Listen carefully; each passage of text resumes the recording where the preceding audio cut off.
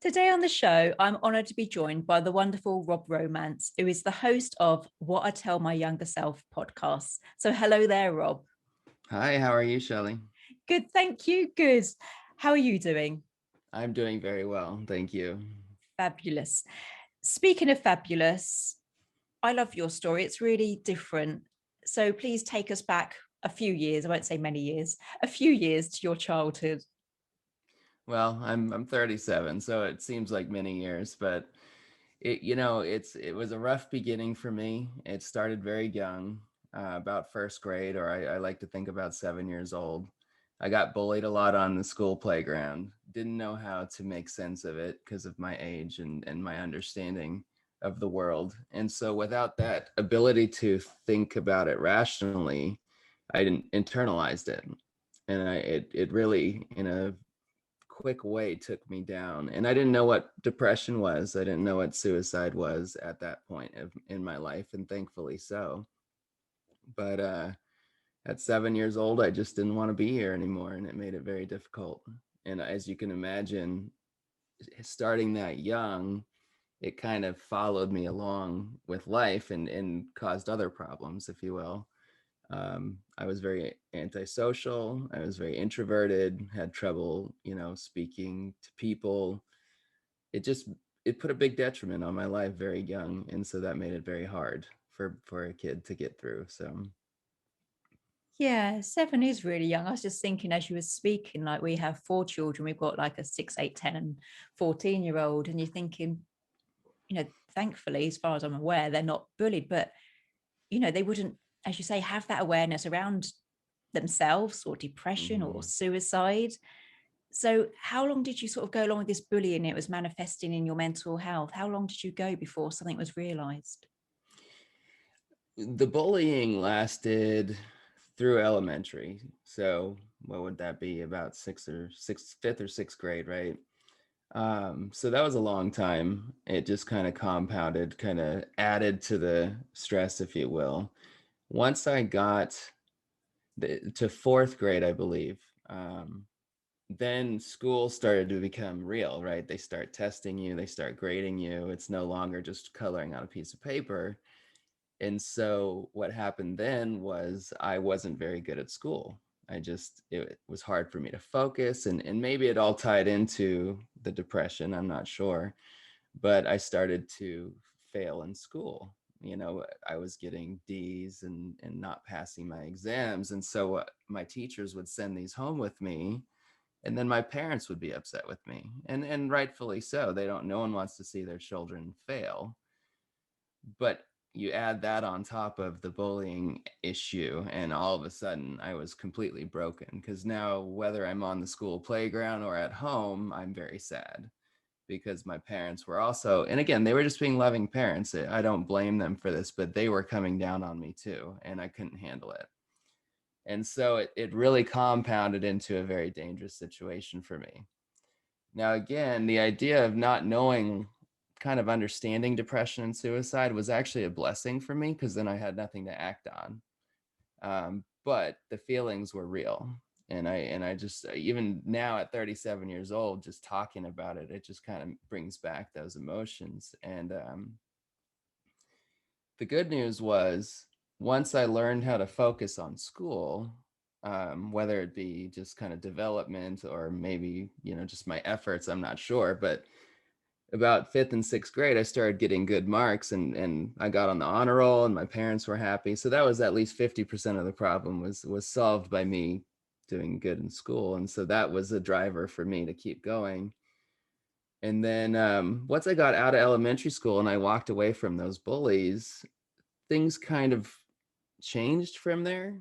Um, I wasn't getting that constant pestering and torment at school, but I was still already damaged from the last 6 years of my life. And so I had a real hard time connecting with other people. I kind of made my group of friends, and I had my friends from the block I lived on, so that was nice. At least I had some sort of support. But whereas everyone else was trying to find their way through that period of life, making groups, making friends, even some people were starting to date, that kind of stuff, the preteen stuff, that the development you're supposed to go through, I missed out on it because now all of a sudden I'm awkwardly, struggling through those stages, and people pick up on that. you know People Yeah. see the kid in the corner, and people see the kid eating by themselves, and then all of a sudden it becomes a label at that point. Oh, he's just the weird quiet kid. So it didn't do me any favors, but I also wasn't getting hurt anymore either, so I just kind of started observing. I mean, I think that's the best way to put it. I always, looking back, considered myself a student of human behavior because I was always on the outside looking in, right? Yeah. And so I watched all these interactions, and of course there was a little sense of jealousy, right? I wanted to be part of it, but it also allowed me to learn and it kind of figure out what other people were doing right and try to apply that to my life. And so it was kind of the interim between the two, if you will. And then once I got to high school, now I'm pushing into my teens. I'm developing, I'm growing. One of my big issues being younger, I forgot to mention, was I was overweight. And so that was something that I always was self-conscious about. And then as I grew into puberty, obviously I got taller and thinner. And so that helped a little bit with my self-image. Um, so once I got to high school, that was really kind of where the growing started. I wouldn't say I got through it in high school, but at least I was starting to grow. I found that I had a empathy for other people going through what I was going through. I knew those feelings. I knew what it felt like. I knew it was horrible, and I knew I was alone. And so when I saw that with other people, I was able to, again, empathize with that. And so I would find those people sitting by themselves. I would find those people getting bullied in high school, and I would try to befriend them. And that made me feel better about my situation. And so one of the things I like to say now, it's kind of, I guess, my motto, if you will, is, sometimes you find that in order to help yourself, you help others, or the other way, in order to helping others helps you help yourself. And that's exactly what I fell into. Is now my goal and my mission, if you will, was helping other people. Bless you. It seems like you went for so many years, Rob, without anyone realizing what's going on. Like, so no teachers picked Yeah. up on the bullying, your parents, with no judgment, but they weren't aware of the bullying or the grades until you sort of, many years passed. So were you just getting bullied and no one knew? I think if anyone did know, they just kind of turned a blind eye to it. I think our society was a lot different back then. There was a lot less attention on bullying. There was a lot less attention on depression and mental health issues. I mean, I grew up, what was that? That was the 90s. I was born in 83. So by the time I was really into school, it was the 90s. And I just don't think those programs and that awareness was really available at that time. And so, like I said, if anyone did notice, they didn't really address it. And so I just kind of had to stumble through it by myself. And I think that was the hardest part. And so my parents, they knew something was wrong. I'd come home upset almost every day, but they would console me and make me feel better. And then life would go on. It was never like there's something deeper here that we need to explore. And again, I attribute it to the mindset in the times and just the lack of awareness around these topics. I don't blame my parents. I don't think they were neglectful. They were actually very loving parents and very supportive parents, and I'm lucky to have them. I just don't think they understood. They didn't have the resources that they needed to really understand depression and suicide at that time. So, Yeah, and I think I hear that a lot, sort of when we're dealing with not even childhood trauma, but like childhood issues or childhood, just our general upbringing. I guess I'm trying to say our parents are doing the best they could at the time. So it's right. not like they, were doing it on purpose. Actually, they didn't have the resources. There wasn't Yeah. the awareness around, children having depression, or there wasn't awareness of the bullying. At the end of the day, you can only kind of help and act yourself and others based on your own experience. So if they haven't been bullied or if they haven't got the mental health, you haven't got Right. those tools to then help your child Mm-hmm. or your work colleague. Mm-hmm. Yeah, Yeah. absolutely. And now that I'm a parent, I have two young kids. I almost feel like I'm over aware, right? I know what I went through. And so I'm trying to do everything I can to keep them from going through that. But that also is not good. You have to let them experience life, and you have to let them have some trials to grow from those trials as well. So it really is a balancing act. And I don't think there's any one right way. Obviously, any parent knows the whole thing is just trying to figure it out every day, you know? Uh, Yeah. It's a bit So, like your journey where you've almost been your own advocate on it, sort of that you didn't really have the support to become your own advocate. And yeah. it is learning as you go along. But I've been there quite recently actually with our eldest, Hmm. because he's like 14, he wants to date a certain girl, and does she feel the same? And I'm really hyper protective, because obviously, we've all got broken relationships and we've all been treated a Right. certain way, and it's that stuff that comes up, and we do get sort of hyper focused, Hmm. hyper aware. But I think it's a parenting thing, a caring thing, that you Yeah, just you want want them to. to want to save them for what you went through, which is not really why they're here. Exactly. Yeah. Exactly. Well, saving them too doesn't mean not allowing them to experience anything either. You know, they have to. You have to learn those coping skills, and that rebound, and that knowing that you made it through one time, that means you're going to make it through the next time as well. And that's the hard part. And I think more so than telling them what they should be doing, it's more just validating those feelings. Like, it's okay to be upset. It's okay to feel that hurt. Yes, you lost a girlfriend, that hurts. That's okay. That's normal.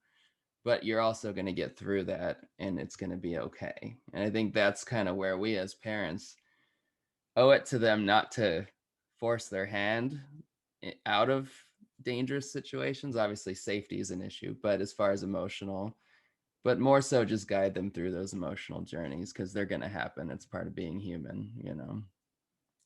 I love that. And I had like a bit of a light bulb moment, because you say, we should be validating their feelings. Like, it's okay to get upset because the girl doesn't want to be with you. It's okay. So, Hmm. as you say, that's probably the difference between sort of like us as parents and us being parented. Like, we now validate the feelings. It's okay to feel that way. Whereas in the Hmm. past, like you've said yourself, it was almost pacifying the emotions. So rather than letting them come up, they're trying to push it down, make it better, but it doesn't, does it? Not really, because it doesn't help you understand. I think the normalizing those feelings is the important part. If somebody told me when I was a kid, bullying's wrong, this is why it's hurting you, but that's normal, and just kind of guiding me into a better direction, I feel like I probably could have avoided some of the trials that I went through. Again, unfortunately, that didn't happen, and so I had to kind of figure my own way out. But yeah, just letting the children know, and anyone who's struggling for that matter, that what you're going through is not, it's not the worst thing you could feel, is that you're alone and that no one else would understand, right? And that's kind of the general mentality of anyone struggling mentally, is, I no one can help me. I'm by myself. I'm all alone. And that's kind of that depression, if you will, is that you're an outlier. But for somebody to come in and say, "Hey, it's okay. I get it. I felt it. I've been there. You're not alone." Like, that's really the key, right? Is just having that support. It doesn't mean you take the pain away. It doesn't mean you're taking them out of their problem. It just means that you're there with them side by side to help them through it. And that's, I think, what anyone needs to start growing, is to have that support system. Yeah, And that's absolutely. Yeah. and I think that's what I lacked. I lacked the support system, both with family, friends, teachers, mentors. I just didn't have any of that. So it was really me figuring out my own way out. And that's the hardest part, I think. And that's, I think, also why it lasted so long. Um, I mean, if I can, I'll jump back into my story. There's actually more to it. Yeah, please Um, do. so in high school, like I said, I was kind of seeking out the other lonely people that I've noticed. Well, along with that, now I'm surrounding myself with more depression and suicide, right? Because that's what they're feeling. So even though I'm kind of starting to come over my peak of feelings, now I'm involving myself with other people's feelings. And at first I handled it fine, but now we're not talking a 7-year old who's just is sad. Now we're talking about teenagers who actually have the means to act. And so I was getting phone calls from these kids about them wanting to kill themselves or even attempting to kill themselves, and I was the one talking them off that edge. And who am I to do that? I'm like 15 years old. I don't know what to say. I don't know therapeutically the right words to use. I'm not a professional. And so I just found myself speaking from my heart and doing the best I could. And fortunately it was good enough. I None of the people that I talked to who were attempting suicide actually went through with it. But then someone in my school did, and it was a big deal. They announced it to the school that morning, and and it was just kind of one more thing that just totally crumbled my world, because it's like, could I have talked to him? Could I have been that person? Did I miss something? And now all of a sudden I'm taking on blame on myself that I didn't deserve. There was no way I could have known that this kid was suicidal.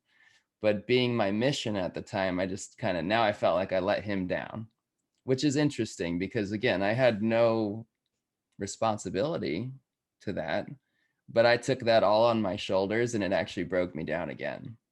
I got very sad, very depressed. And then now I'm dealing with a true trauma in my life versus just emotional trauma. And so at that point, I decided I didn't want to be in this life anymore. Like, not physically, but I moved away from home after high school. I'm like, I need to get away from this. I need to get away from everything, cut up ties, and start over, because I can't keep doing this. Now I'm 18 years old, and I haven't even really moved past my problems at this point. I have a better understanding of them. So I moved away about 8 hours from my home and started over.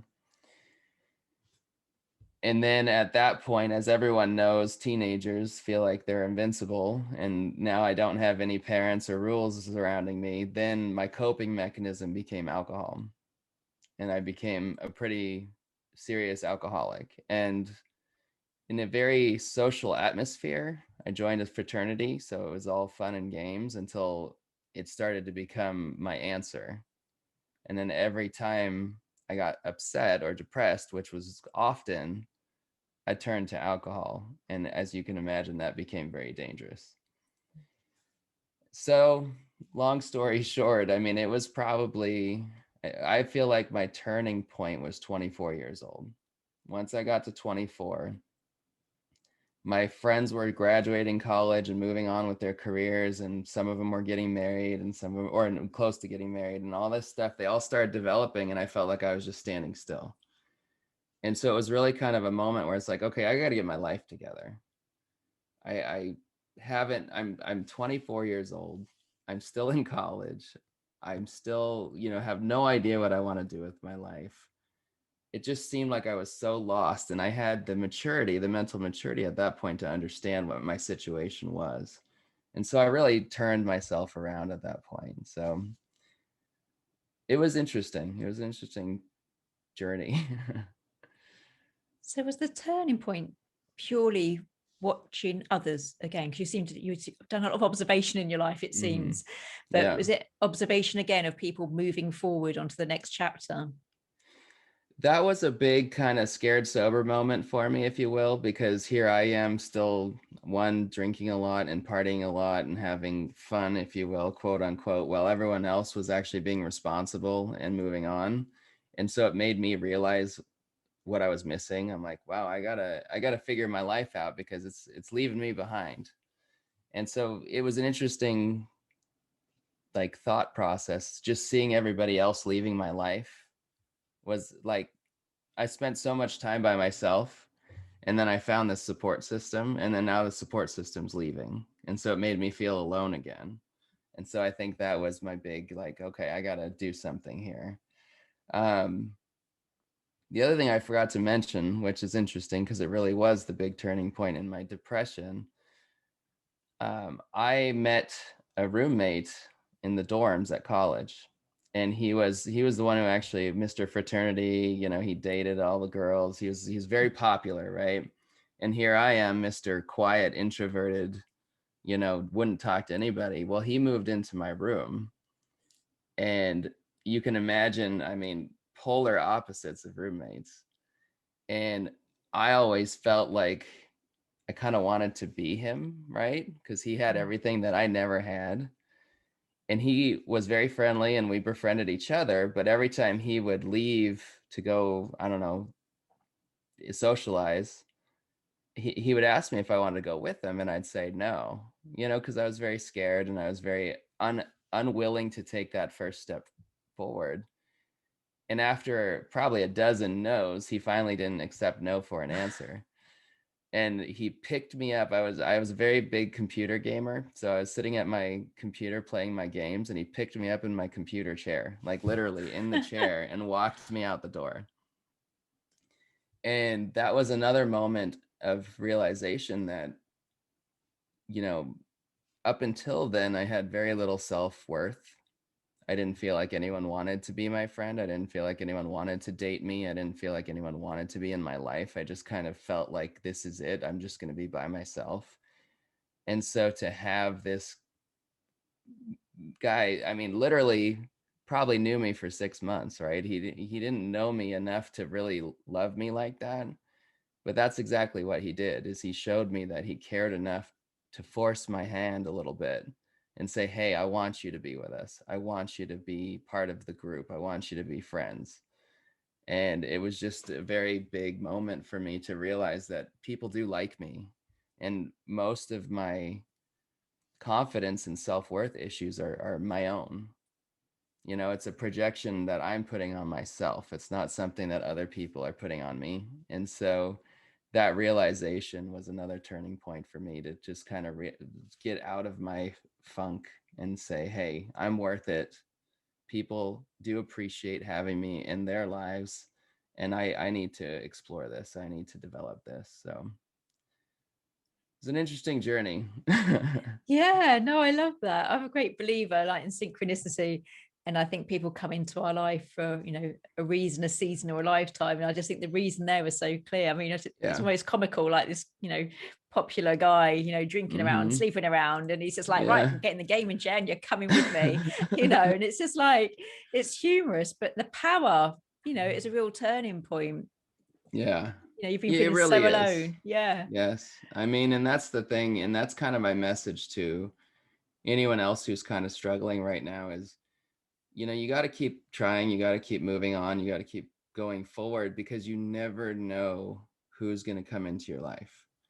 And again, had that guy not stepped into my life randomly, who knows where I would be. He was really the person who gave me all the tools I needed to build on my own growth. But if had he not been assigned to my room in college, who knows, but you don't know. And until you find that person or that support system, you got to keep going. You got to keep trying because someone will step into your life. I truly believe that. Yeah, I do too. And I think we can get stuck in a cycle where we don't think that anyone else is going through what we're going through or hasn't been what we're going through, or you don't want to burden anyone, or who's going to listen, because you Mm-hmm. might have been rejected in the past.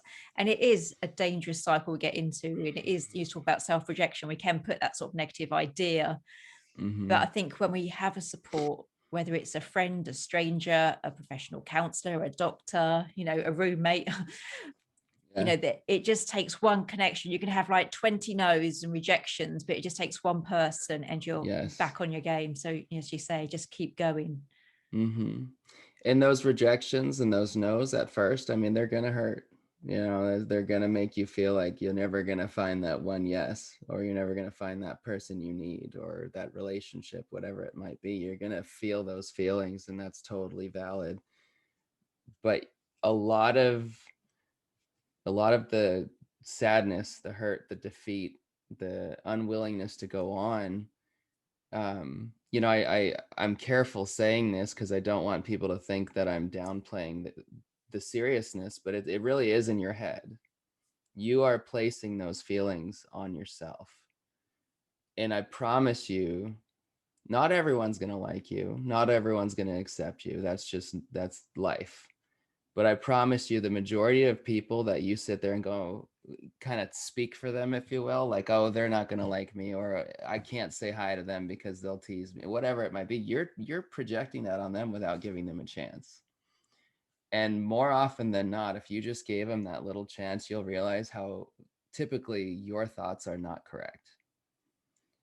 I was very insecure because of what I went through talking to women.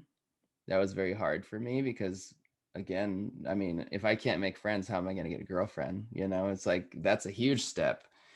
And so I would judge women. I would look at them and say, oh wow, she's really pretty, but I can't talk to her. She looks like she would be mean, or she would, you know, she's too good for me, or whatever excuses that I would come up with for myself. And then as I kind of grew into adulthood and learned how to talk to people and learned how to approach people, I would still have those feelings, but then I would take that step to speak with them and realize that I was so wrong. Like, they're usually very nice, or they're very welcoming, or very friendly. And all those prejudgments would have stopped the younger me from trying. And now that I can kind of step past that and realize I can't speak for other people, I can't place that on them. I can't choose how they're going to treat me. But what I can do is figure it out, talk to them, associate with them. And if I do find out that they're not the people I want to be around, then good, I'll move on. But like I said, more often than not, I realized that I was very wrong in my head prior to our conversations. And so, you know, a lot of it has to do with self talking, right? What are you saying to yourself? How are you treating yourself? How are you valuing yourself? And after you can kind of learn that step, then you can realize that other people will also value you the same. I think that's so valid, because we do think, oh, I'm not going to speak to them, they look like, I don't know what people think, but we do make judgments and stories before we sort of say hello to people. Mm-hmm. But everyone's got a story, everyone's had a journey, and I Yes. don't think you can really, unless you're some kind of clinical sort of profiling Mm-hmm. genius, or from the police force, and you profile people all the time. I think we get it so wrong, because I think all Yeah. of us are carrying our own stories. So we might be Yeah. doing this fake it till we make it, and we'd be acting Mm-hmm. overconfident. We could be just as introvert as the person who's fearful of talking to us. We all wear Yes. masks to try and be more happier than we're feeling. So Mm-hmm. really, when we're making that judgment of the people, these people that are all smiley and confident, they're probably not. They're probably the same as us. Well, and that's a great point. And they are doing the same thing we are. It's human nature to kind of have that predisposition, like, oh, well, they look like this, or I think they're going to be like that. Everybody's doing that to each other. And it isn't until you break down that wall and communicate with one another that you realize it's usually not the case. And like you said, I mean, unless you're professionally trying to diagnose somebody, right? Which even then I have problems with that, because then you're coming at it from a strictly clinical standpoint instead of emotional most times. That's a whole nother story. But um but yeah, I mean, we're all doing this to each other. And I've noticed it, now that I'm in my career and I'm married and I have kids, and my self-worth is up and my confidence, like, I can talk to anybody. I can approach and talk to anybody, strangers, professionals, friends, family, you name it. And I mean, it just makes me think back to how much opportunity I may have missed when I was younger, because it's not hard to talk to people. And in your willingness and your projection of who you are encourages other people to do the same. And people are friendly, people are, cordial for the most part. But until you learn to take that step forward and approach and initiate, it's just, you're already defeating yourself because you're not even trying.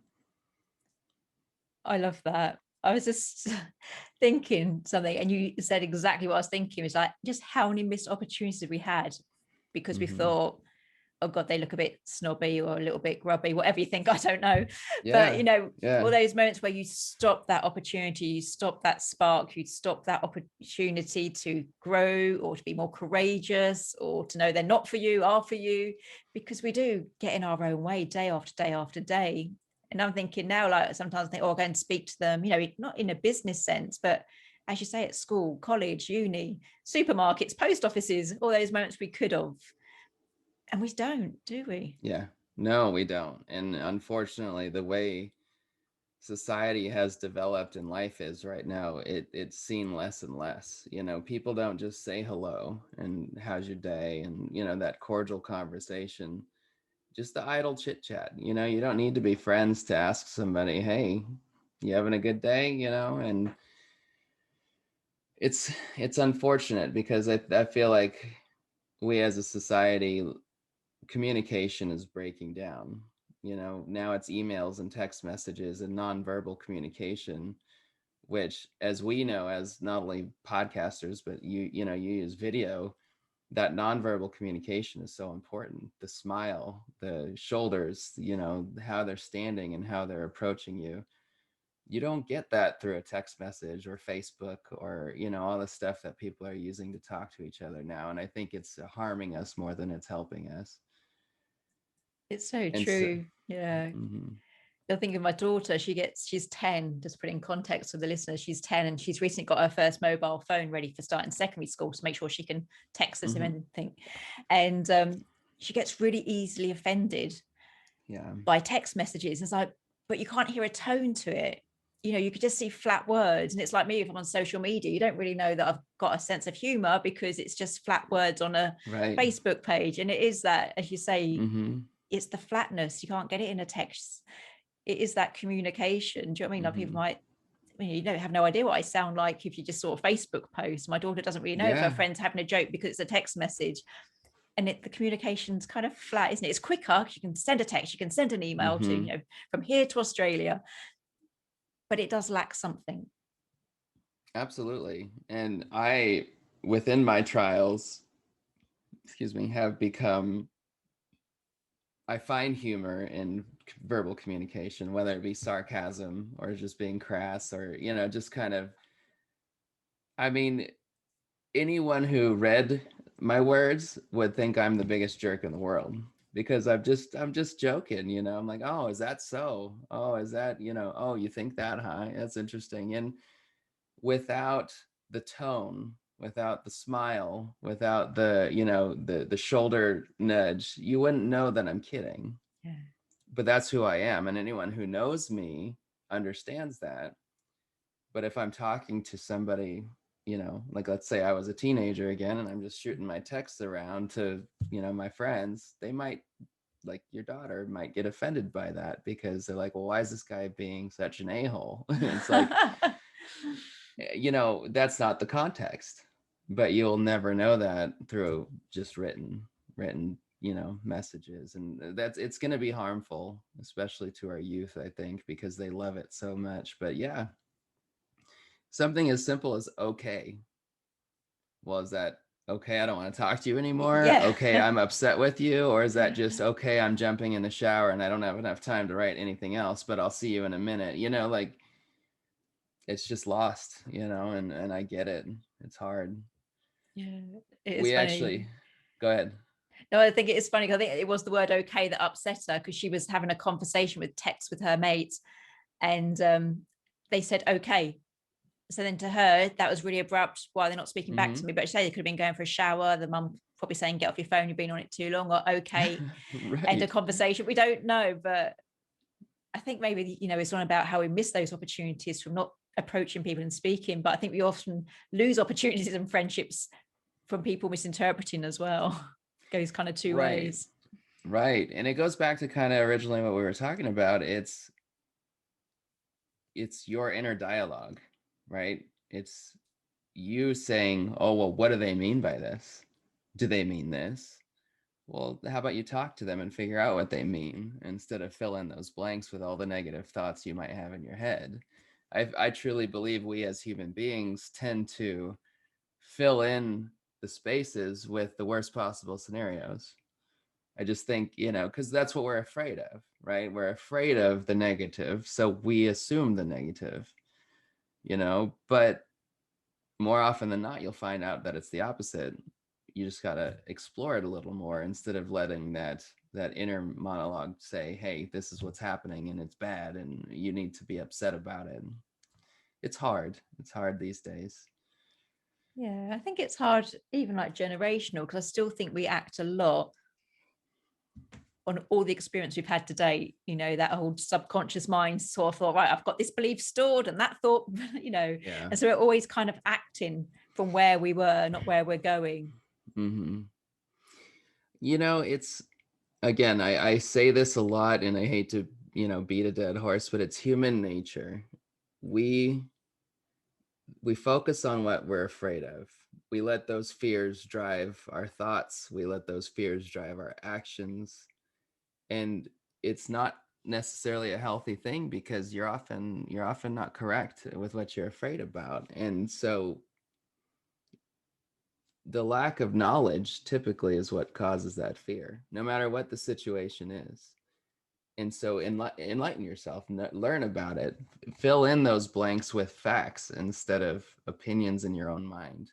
And that's what's going to help you figure things out. And once you learn about it, once you explore it a little bit more, if you do find out that it's a negative, great. Well, now you know how to walk away from it or avoid it because you've got that knowledge base.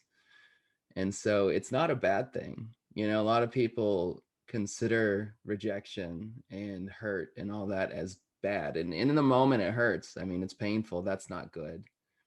But it also has now given you an opportunity to either move in a different direction or move forward or learn from it or grow from it, that you wouldn't have had that opportunity had you not experienced that hurt.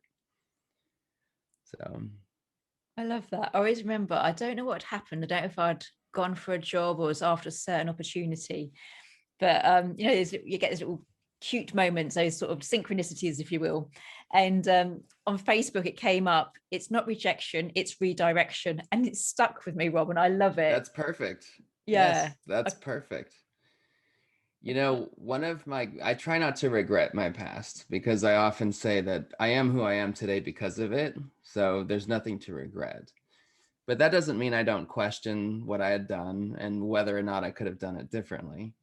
And one of my big struggles in life was relationships, finding girlfriends. I didn't date very much. I was very, self-conscious and didn't have the confidence to approach women.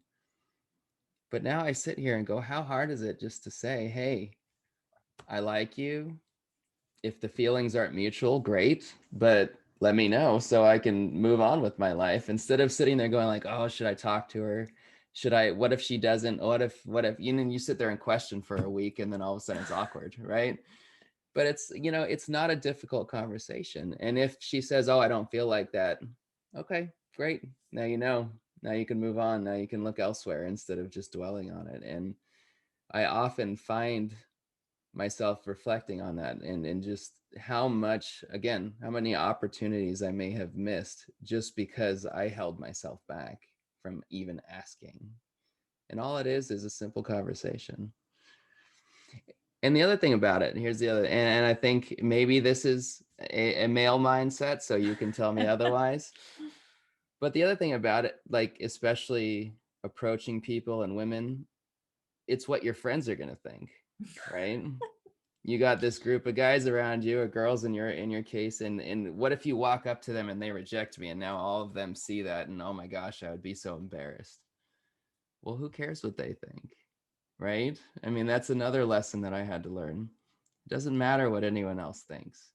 They can kind of jab at you or joke with you or say what they will, but the reality is if you let them stop you from even trying, that's the most harm, is not doing something or not attempting something or not approaching someone just because you're worried about what your peers are going to think. That was a big lesson that I had to learn. Yeah. And I should imagine it goes back to what we touched on earlier about when we're making judgment of others, they're probably wearing a mask or overplaying the competence, faking it to make it. And so even Yeah. if your mates are jeering, going like, yay, she doesn't want to go out with you, they're probably thinking, good on you, Rob. I want to go out of that, girl, and I think whatever people are judging us, I just believe we're mirrors. So if someone doesn't like Mm-hmm. something in us, or they absolutely love something in us, it's because they have that unresolved part in themselves. I think, when every girl you've gone and Yes. asked out, they're thinking like, damn, he's good, even though they might jeer and spill a beer on you. I think Well, they're on the yeah. same journey. Yes, and that's the best thing to say is they're feeling and thinking the same exact things, and that's probably the reason for their behavior is because they wouldn't have done it themselves. And so their way of feeling better about themselves is to kind of lay it into you, Yeah. and it doesn't matter, people are going to come in and out of your life all the time. And you may sit here, you've got your real strong support system, the people you think will never leave your life, your best friends, your family, your siblings, they're always going to be there. But everyone else, it's kind of like a chapter in your book. I know that's used a lot, but it's true. That chapter is great. You hold them dear, you love it, you enjoy that part of your life. But the reality is, they're probably going to move on. They're going to get married, they're going to graduate, or whatever it might be in life that's going to send them somewhere else. And you'll always have your memories with them, but they are no longer part of your life. So if you let those people hinder you and stop you from developing and trying things in your life, what's it all for if they're just going to move on and leave you anyway? I had a lot of great friends in college. I mean, I went from being introverted to a social butterfly, and I had hundreds of people who I couldn't walk through my university without seeing a face and saying, "Hey, what's up?" I was that guy. But I don't see any of them anymore, right? I might have a good dozen people I might still keep in touch with. The rest of them have moved on and out of my life. And so to let that dictate what the risks and chances you're willing to take, it just doesn't make sense, does it? No, just as I said, I call it a reason, a season, a lifetime. I know you have something like 400 friendships in your lifetime. And I think as a Mm-hmm. mum, I see that people, the children really struggle with friendships. They're going to secondary school and then, different classes. But Mm-hmm. it is a reason, a season, a lifetime. And you're so right. I think when we're stuck kind of rereading our last chapter, then we're never going to be moving forward to the next chapter, the most, Right. potentially the most amazing life. If you keep doing what Yeah. you're doing, you're only going to get what you got, which is, if Yeah. you'd never moved on from your chapter, you still would have, always been bullied, or you still would have been sitting there gaming in your dorm, Yeah. but you have to Yeah. turn that page, start a clean page. It's all very cliche, but I truly believe in it. Well, it's the mindset, right? That's what we're all striving for, is that mindset of, it is cliche, but it's cliche for a reason, because it's how we make sense of things, and it's it's your life.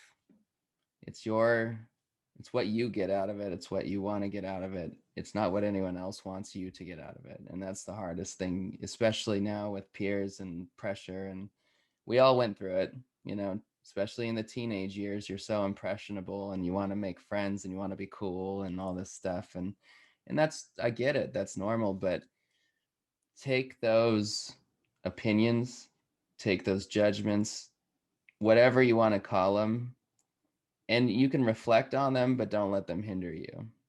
If you truly believe you want to do something or you can achieve something, don't let that stop you, because you're not living this life for anyone else. You're living it for you. And I let too many people influence what I was willing to achieve. And again, I'm fortunate that I was able to pivot and find my way through my adult years, but I had so much missed opportunities because I was so worried about what other people were going to think. And I just think that's such an important message, especially for our youth, is do what makes you happy. Do what you want to do for your own development and your own benefit. Don't do it for other people, or don't not do it for other people. That's the bigger message. So, I love that. I was smiling because we're both nurses, but um, I worked a lot at the end of life as a chemotherapy nurse. I worked a lot with the palliative, and there's these Hmm. recurring life lessons. And I speak about them really openly, like in life, in my next book, Good Grief, and things like that. And it's exactly what you're saying is like, live your life, not someone else's version or opinion of it. Allow Hmm. yourself to be happier, speak your truth, do more of what you love. And so I think that was just beautiful. Yeah, I worked interventional radiology. And so I was kind of along the same lines. When you speak to and associate and more or less befriend people who are at end of life and they start opening up and speaking to you, I mean, it's heartbreaking, right? Because you don't want to see people in that state, but it's also very enlightening because when I can only imagine, obviously I've never been in this situation, but when you're told that you only have X amount of time left on this earth, you kind of let down your guard and your reservations and what you're willing to do and say, because it doesn't matter anymore. You know that your time is finite. And so those conversations, you can probably relate, those conversations with those patients were probably the most enlightening and indulging and just knowledgeable conversations I think I've ever had. And it's uplifting to hear them. Unfortunately, it's they're the ones in that situation, but a lot of those conversations helped me kind of realign my perspective. It kind of helped me realize, what is life? Why are we living this? Like, what's my priorities? Are they aligned properly? It's a great conversation, and it's a sad situation, but you can learn a lot from him. Yeah, I left nursing for a while, but I really missed the palliative care and the lessons and the wisdom that you talk of. And Yeah. so returned. And I've said it on quite a few of the episodes, sort of like they always said to me, like, you'll always know how much money you have in the bank. You never know how much time you have left. And it's just Yeah. stuck with me. And I really do try and live my best life. And I really do try and, live by these lessons that they taught us. And so I'd love to ask you if there's still people out there today. I mean, you've been a huge self-advocate, which I love. But if you had to choose one thing, one positive change that people could create today to move forward, what would you suggest as a starting point?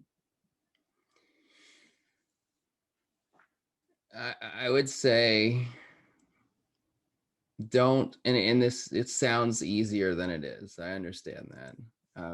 But don't ever doubt your capabilities. Don't ever talk yourself down so much that it stops you from starting your journey, starting your growth, starting your development in any way you can think of it, whether it be education, emotional, physical, anything.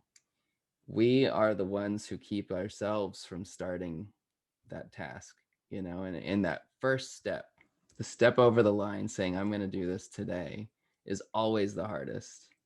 I don't care who you are, but you'll realize that once you get started and you allow yourself to develop a plan or a direction, and then at that point, it's just maintenance, and you might fall one way or the other and you just kind of bring yourself back to the center. But at that point, it's maintenance. But if you don't ever start, then you're just going to stay right where you are.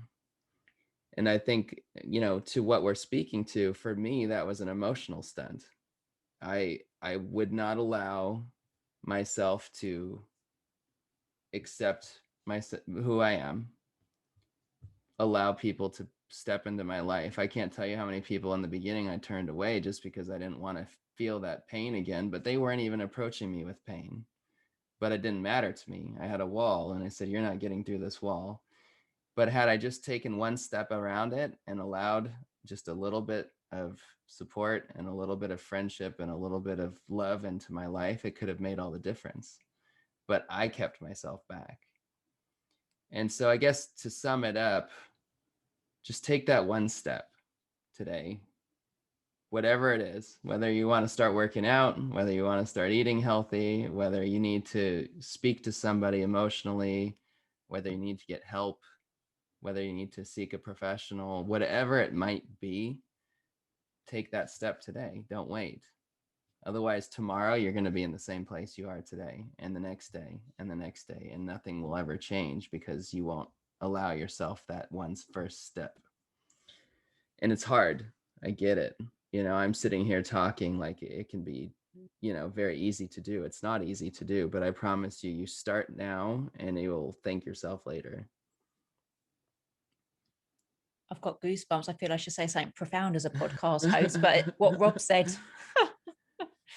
Sorry, just to sum it up, I feel like had I encouraged myself to do this sooner, if I would have started, if you will, when I was in my teens instead of my 20s, I just think of how much growth I could have accomplished by now. And I'm proud of what I have. I'm proud of what I did. But the sooner you can make those changes, it compounds into something that much better. So I love that. So everyone, your homework for this week is start before you feel ready, because there's be no right time, but just start. Yes. And that's the perfect way to put it. You're never going to be ready. Yeah. So just start. And that's kind of my emphasis for the podcast as well. My co-host and I both have gone through our life challenges, both with depression and suicide. And if our podcast can influence one person to make that change today, then it's all worth it, because we've helped one person. Now, obviously, we want it to reach many more than one person, but it's encouragement to start that growth, start that healing, start that journey, because the longer you wait, the more of life you're going to miss. And life is beautiful. There's a lot of great things out there, and you don't want to miss it. So start your journey today. Well, life is beautiful, but Rob Romance, you are absolutely blooming beautiful, because we're a non-swearing podcast. Blooming beautiful.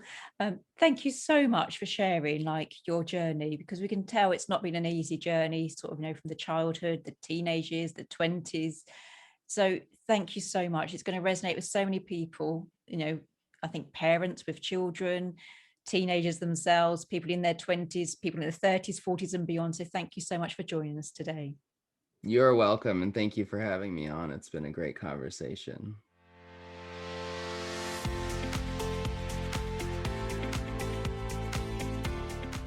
If you enjoyed today's episode, please make sure you subscribe and leave a positive review. If you would like to create your own positive changes, you can buy Positive Changes, a self-kickbook from all online book retailers or from ShelleyF9.com.